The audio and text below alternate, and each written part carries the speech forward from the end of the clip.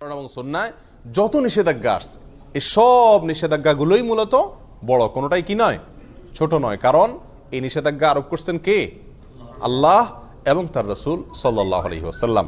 আর আল্লাহ এবং তার রাসূল সাল্লাল্লাহু আলাইহি ওয়াসাল্লামের পক্ষ থেকে যখন কোন নিষেধাজ্ঞা আসে, সেই নিষেধাজ্ঞা আর কি থাকে না, ছোট থাকে না, তুচ্ছ থাকে না। কিন্তু এরপরেও ইসলামী শরীয়তে আল্লাহ এবং তার রাসূল সাল্লাল্লাহু আলাইহি ওয়াসাল্লাম যত কাজ করতে আমাদেরকে নিষেধ করেছেন সেগুলোকে দুই ভাগে ভাগ করা হয়েছে।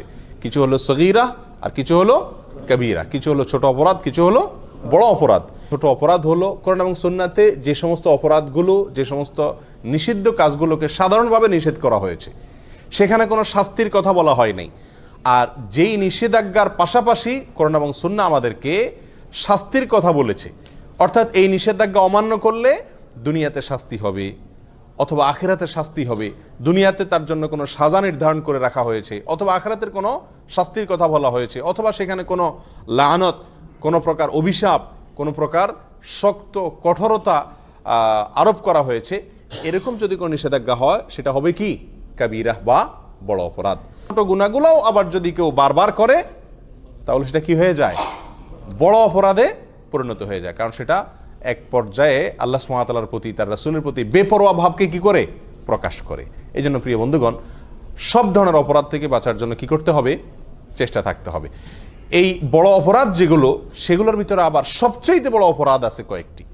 আব্দুর রহমান ইবনে আবি বকরাতা রাদিয়াল্লাহু তাআলা আনহু তার বাবা থেকে বর্ণনা করেছেন, তিনি রাসূল আকরাম সাল্লাল্লাহু আলাইহি সাল্লাম থেকে হাদিস বর্ণনা করেছেন যে তিনি বলেছেন, আলা উনাব্বিউকুম বিআকবারিল কাবাইরি, তোমাদেরকে আমি সবচেয়ে বড় অপরাধ যেগুলো, মহাপাপ কবিরা গুনার ভেতরে আবার সবচেয়ে বড় কবিরা গুনাহ যেগুলো, সবচেয়ে বড় অপরাধ, সবচেয়ে জঘন্য অপরাধগুলো যেগুলো, সেগুলোর ব্যাপারে কি আমি তোমাদেরকে বলে দিব না?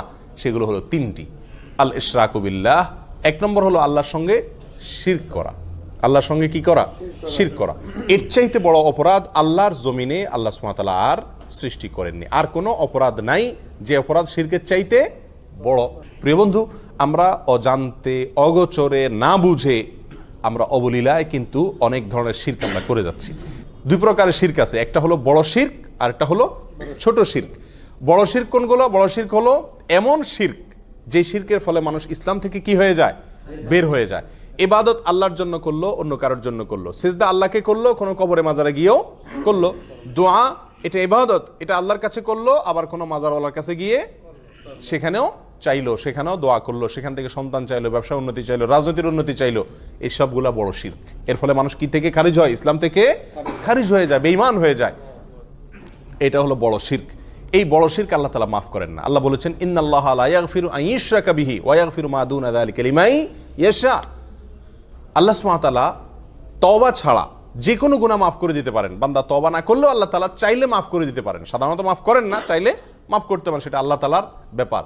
কিন্তু আল্লাহ তাআলা নিজের জন্য নিজে এটা অবধারিত করে রেখেছেন যে তিনি তার সঙ্গে শিরক করলে, আল্লাহর সঙ্গে কেউ পার্টনার সাব্যস্ত করলে সেটাকে আল্লাহ তাআলা কি করবেন না? ক্ষমা করবেন না। এটা ক্ষমার অযোগ্য অপরাধ। হ্যাঁ, যদি কেউ তওবা করে দুনিয়া থেকে মারা যায়, কোনো মাজারে, কোনো কবরে সিজদা করেছে, সেখানে গিয়ে সন্তান চাইছে, কোনো বড় ধরনের শিরক করেছে, অথবা অন্য যতভাবে বড় শিরক হতে পারে সেগুলো করেছে, পরে আল্লাহর কাছে আবার ক্ষমা চাইছে, সেটা ভিন্ন কথা। তওবা করতে ফিরে আসে, সেটা আল্লাহ তাআলা অবশ্যই কি করবেন? মাফ করবেন। তাহলে শিরকের ভিতরে বড় শিরক যেটা সেটা সবচেয়ে জঘন্য, আর ছোট শিরক যেটা সেটাও কম জঘন্য নয়। ছোট শিরক হলো কথাবার্তার ভিতরে বলার ভুল। আমরা আল্লাহর সঙ্গে, আল্লাহর শক্তিমত্তার সঙ্গে, আল্লাহর যে সমস্ত গুণাবলী আছে সেগুলোর সঙ্গে অন্য কাউকে কি করলাম? পরোক্ষভাবে শরীক করে ফেললাম।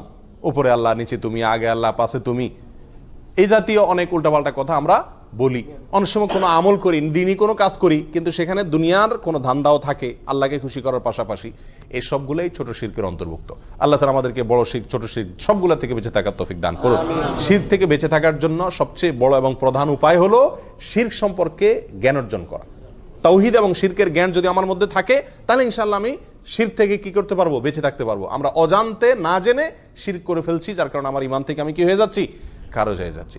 তাহলে সবচেয়ে বড় অপরাধের ভিতরে এক নম্বর অপরাধ হলো আল ইশরাকু বিল্লাহ, আল্লাহর সঙ্গে কি করা?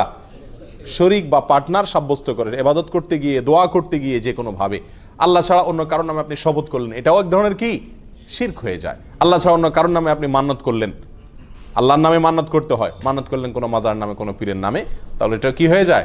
শিরক হয়ে যায়, যেগুলো আমরা অহরহ করছি, আমাদের সমাজে অনেকেই করে চলেছেন। আল্লাহ আমাদেরকে হেফাজত থাকার তৌফিক দান করুন।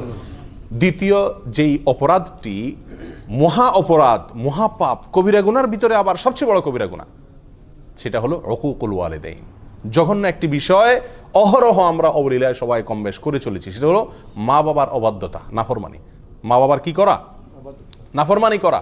নবী আলাইহিস সালাতু ওয়াস সালাম একান্তে খাসভাবে তার অনেক সাহাবায়ে কেরামকে ওসিয়ত করে গেছেন। সাধারণ নসিহত না, ওসিয়ত কোনটা? মৃত্যুর আগ মুহূর্তে মানুষ একেবারে মনের গভীর থেকে হৃদয় নিংড়ানো যে তপ্ত আহ্বান রেখে যায়, বাবা এই জিনিসটা করিও না, এটা করিও, এইগুলোকে বলা হয় সাধারণত কি? ওসিয়ত। নবী আলাইহিস সালাতু ওয়াস সালাম তার বিভিন্ন সাহাবায়ে কেরামকে ওসিয়ত করেছেন।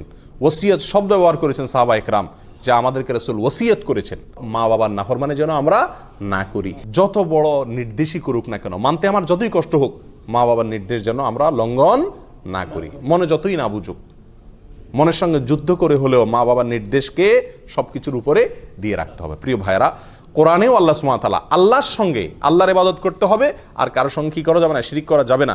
এই নির্দেশের পরেই আল্লাহ বলেছেন ওয়াবিল ওয়ালিদাইনি ইহসানা, মা বাবার প্রতি সদাচরণ করতে হবে। মা বাবা যদি কোনো অন্যায় কাজ করতে বলে, আপনার স্ত্রীর প্রতি জুলুম করতে বলে, অবিচার করতে বলে, অত্যাচার করতে বলে, সেটা করার দরকার নেই, সেটা মানা যাবে না। আল্লাহর নির্দেশের বিরুদ্ধে যদি কিছু করতে বলেন, দায় রাখতে নিষেধ করেন, নামাজ পড়তে নিষেধ করেন, তাহলে সেগুলো মানা যাবে না। বাকি এছাড়া যত সাধারণ নির্দেশ আছে মা বাবার, সেগুলোকে সব কিছুর উপরে অগ্রাধিকার দিয়ে মানতে হবে।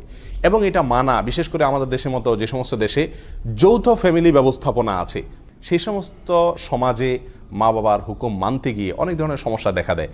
তারা যদি অযৌক্তিক কোনো নির্দেশ করেন যেটা আপনার সাধ্যের বাহিরে, তো সেটা আপনার জন্য মানা জরুরি না, কিন্তু তাদের সাথে ব্যবহার খারাপ করা যাবে না। নিজের স্ত্রীকে বলে রাখতে হবে, বা যাদের কারণে মা বাবার হুকুম মানতে কষ্ট হয় তাদেরকে বলতে হবে, দেখো এই জায়গায় আমি দুর্বল, আমার কিচ্ছু করার নাই, এখানে তোমাকে সবর করতে হবে। এককালে তুমিও বুড়া হবা, তোমার সন্তানদের কাছেও তোমার নির্দেশ অযৌক্তিক মনে হবে।